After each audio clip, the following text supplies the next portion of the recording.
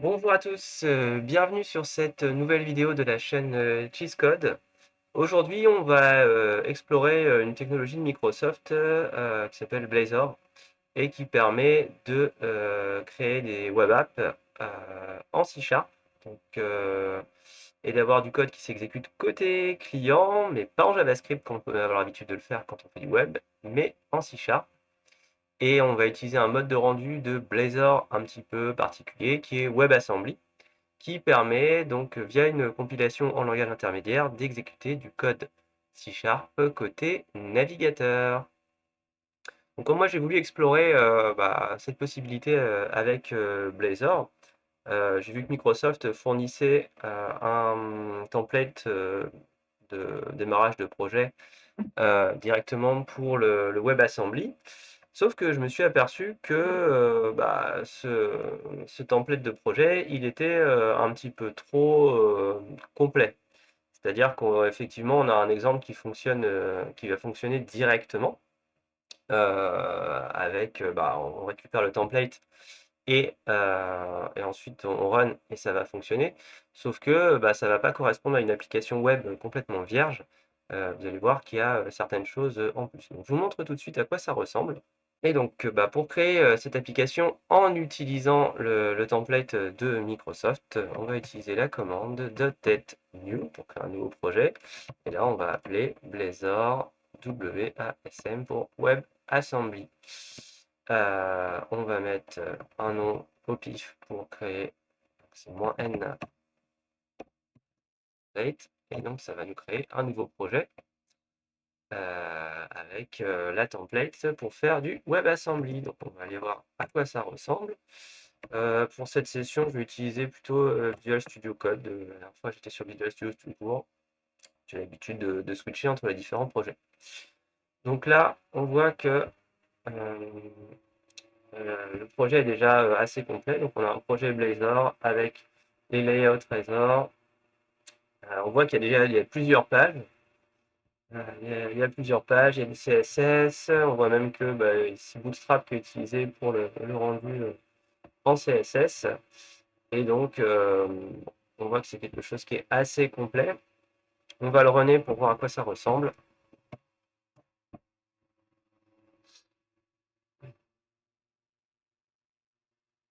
La première génération est toujours un petit peu longue, voilà, c'est prêt.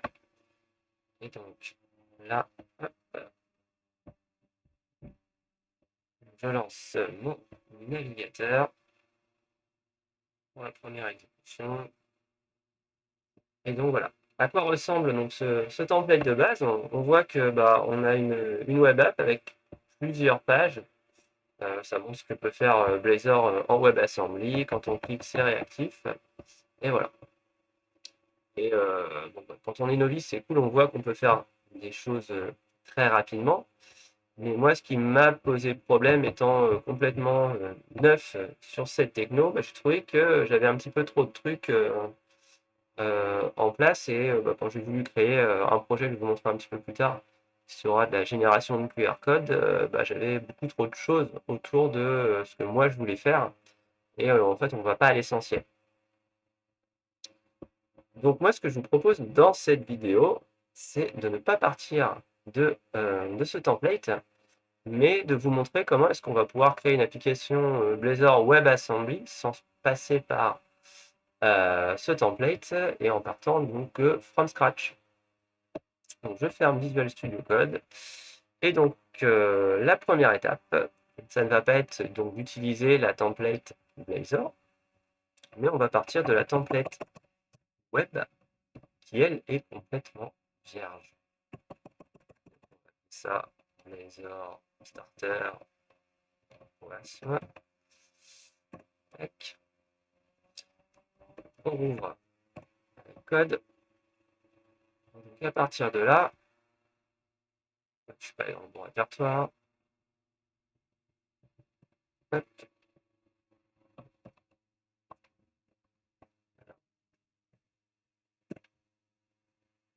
Voilà. Je me suis trompé, c'est pas grave, on va le déplacer. Blazor. Et je vais mettre au-dessus. Tac, il est là. On recommence. Là, je vois ma template web. Là, on voit qu'il y a nettement moins de choses par rapport à tout à l'heure. Et donc là, bah, on va dérouler. Je vais vous dérouler les opérations qui sont nécessaires pour qu'on puisse convertir un projet web.NET standard en projet Blazor WebAssembly. La première étape, ça va être de changer le SDK qu'on va utiliser. Puisque là, on ne va pas utiliser le SDK web, mais on va utiliser le SDK Blazor WebAssembly. Et donc, pour utiliser le SDK WebAssembly, on a juste à changer cette partie-là. Et donc, maintenant, on va utiliser le projet Blazor WebAssembly. On va avoir besoin de référencer deux paquets nuggets externes. On va ajouter de suite.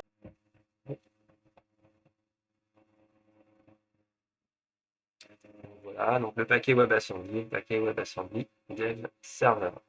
C'est tout pour la partie CSproj.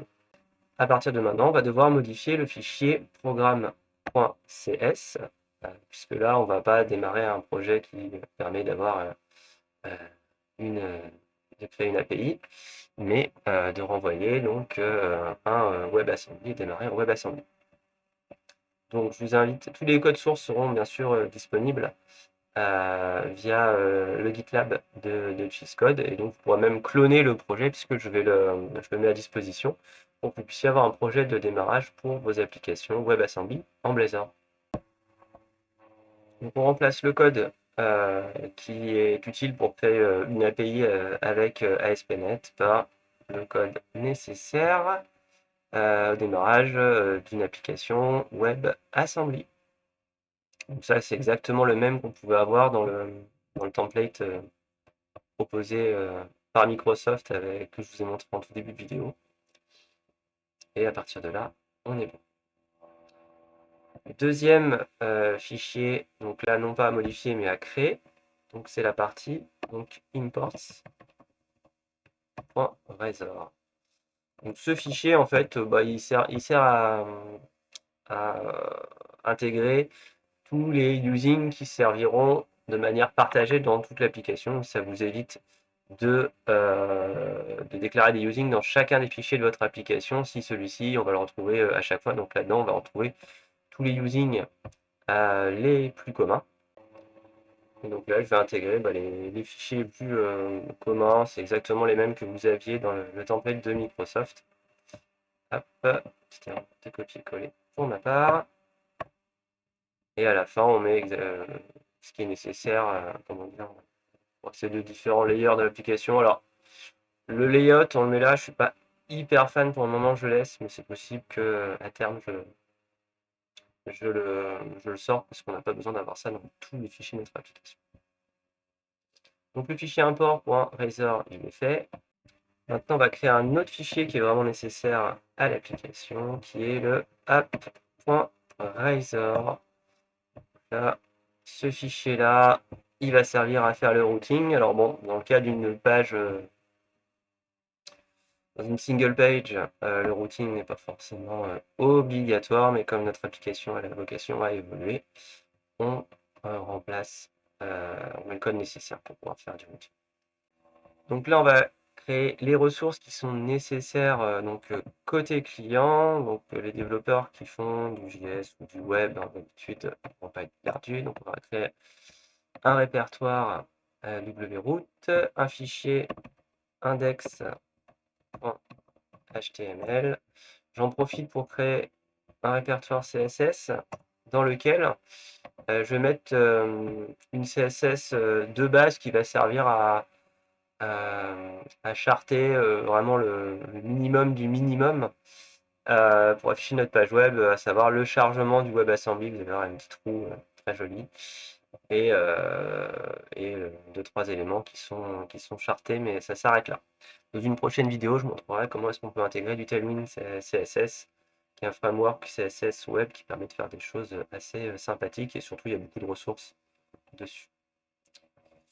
Tac. Donc je fais ma CSS de base, je vais aller chercher le code nécessaire. Hop.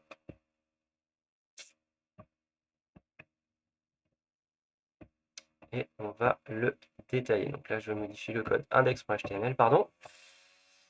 Et donc, on va regarder ce qu'il y a à l'intérieur. Donc, ça va être un fichier donc, de base, une page web classique, dans laquelle on va retrouver une partie head, une partie, un body. On ne réinvente rien. On va référencer différentes CSS. Donc, celle que je viens juste de créer, là, pour laquelle il n'y a rien à l'intérieur.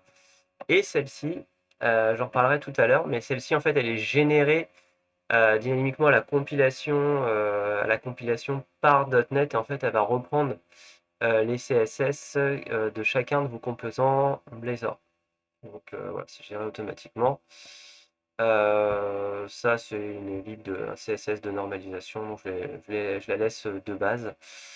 Ensuite, on va avoir donc à cet endroit, donc là, on va le petit, comment dire, le petit cercle de progression pour le chargement de la web assembly, ainsi qu'un ID HTML dans lequel Blazor, ensuite, il va insérer le contenu de notre WebAssembly ici à la place du chargement.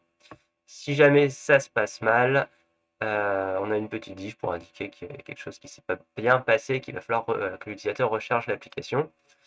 Et enfin, donc on a notre webassembly.js qui va faire tout le code nécessaire à faire fonctionner la WebAssembly. Donc je copie juste mon minimum pour mon app CSS. Là, c'est vraiment pour au cas, enfin comment dire, vraiment le minimum du minimum, mais c'est pas suffisant pour faire une application web complète. Là, c'est juste pour vous montrer pour le chargement, pour avoir un truc un peu visuel. Ensuite, donc si je prends mon fichier au niveau des étapes, eh bien on va créer maintenant, donc là on a créé une page HTML, mais on n'a pas notre page utilisée par Blazor en Razor. Donc les pages, on va les retrouver dans le répertoire page, c'est une normalisation, c'est pour être c'est pas grave. Et donc là, le pendant HTML, on va le retrouver ici. Point Razor. Donc là, par rapport à l'exemple de base de Microsoft, la template de base de Microsoft, on va avoir quelque chose de nettement plus minimaliste.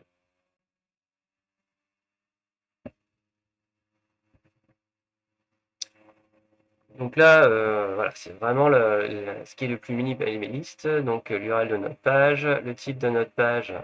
Donc allez, starter, WASM. Donc là, on voit qu'on retrouve du HTML, mais également d'autres types de balises qui sont propres à Blazor. Il ne nous reste plus qu'à fournir donc le layout. Les layouts, mais là dans notre cas on est sur du minimaliste, donc il n'y en aura qu'un. Donc, le layout, c'est des choses communes qui vont se retrouver sur plusieurs de vos pages. Là, moi je vais juste avoir un main layout.razor et à l'intérieur. Et à l'intérieur, on va retrouver, donc on va hériter du composant de base de layout de Blazor. Ensuite, moi je vais avoir un tag avec une classe page pour retrouver cet élément-là, si j'en ai besoin et surtout pour pouvoir le charter. Et là, le @body, c'est ce qui va être remplacé par Blazor, par la page courante qui va être affichée. Donc ça, c'est avec la mécanique du routeur qu'on a pu voir tout à l'heure dans le app.razor. Hein. Le layout, il va aller charger notre main layout et il va remplacer par la page courante. La page courante, c'est la page, dans notre cas, la page par défaut, donc qui est index.razor. Donc ce contenu-là va être injecté ici, euh, ici à l'exécution. À partir de là, je pense qu'on est tout bon. On devrait pouvoir runner. Je vérifie que j'ai rien oublié. Normalement, c'est bon. Donc là, suspense, on va démarrer notre application. toujours avec la commande .NET Run, ça n'a pas changé.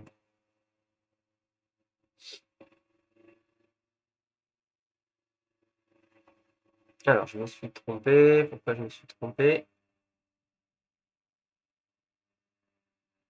Parce que j'ai oublié ici donc mon using.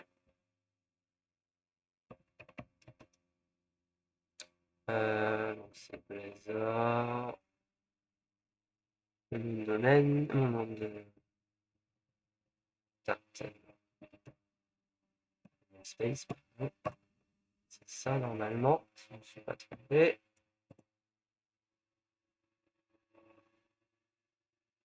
Voilà, là on est bon. On démarre l'application. Est-ce que j'ai bien appliqué? Tac. Hop, on a les petits logos de chargement.